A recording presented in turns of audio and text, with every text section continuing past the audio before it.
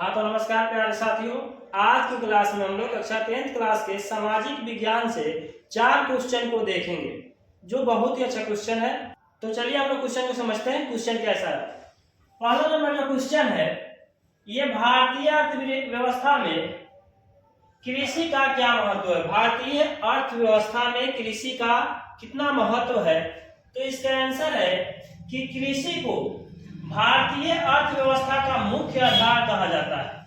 जो भारतीय कृषि है वो भारतीय अर्थव्यवस्था का मुख्य आधार है, रीढ़ है समझिए। तो क्योंकि 67% जो है ना जनसंख्या प्रत्यक्ष या परोक्ष रूप से कृषि कार्य पर निर्भर है या खेती बाड़ी पर निर्भर है। बिहार में तो 80% है। इससे उद्योगों को कच्चा माल मिलता है, जैसे चीनी उद्योग। गन्ना कहां से प्राप्त होगा? खेती से, है ना। तो इस प्रकार से अनेकों ऐसे उद्योग है जो कृषि पर निर्भर है। कृषि उत्पादों का निर्यात करके भारत जो है विदेशी मुद्रा यानी डॉलर के रूप में आय अर्जित करता है, यानी मुद्रा। राष्ट्रीय आय में इसका योगदान 29% है। भारत के कृषि का राष्ट्रीय आय के योगदान में कितना परसेंट है? 29%। और भारतीय कृषि जो है ना हमारी 10 यानी 1027 मिलियन जनसंख्या को भोजन प्रदान करती है।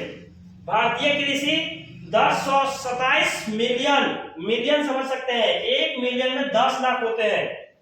तो ये 1027 मिलियन जनसंख्या को भोजन प्रदान करती है भारतीय कृषि। जरा सोचिए, अगर एक साल किसान फसल का उत्पादन न करे, एक फसल का उत्पादन न करे तो भूखमरी आ जाएगी।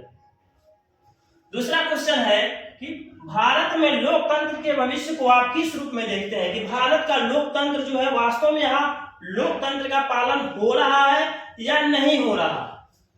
तो यह सच्चाई है कि भारतीय लोकतांत्रिक व्यवस्था के काले पक्षों को दर्शाने वाले उदाहरणों की कमी नहीं है।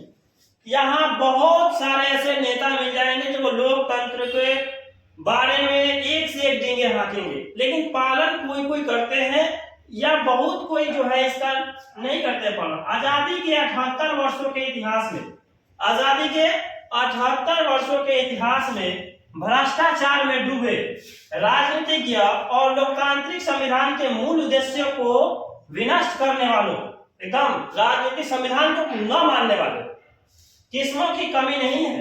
आज हमारे देश में ऐसे बहुत लोग हैं जो तरह तरह के डींगे हाँकते हैं, बट होता कुछ नहीं है।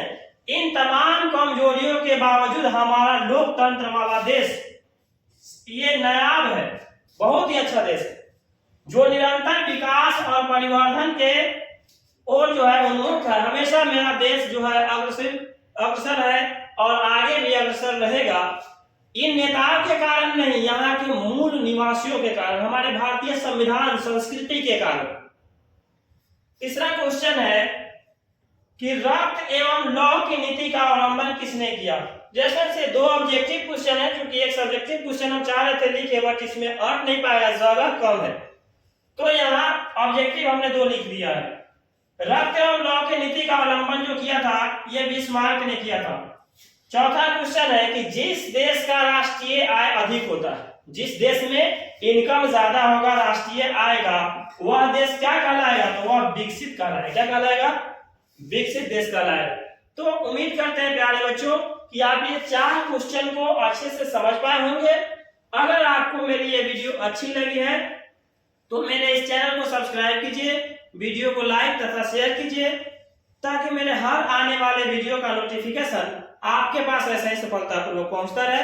तो डियर फ्रेंड्स, मिलते हैं फिर से एक हम लोग नए वीडियो में। तब तक के लिए धन्यवाद। जय हिंद।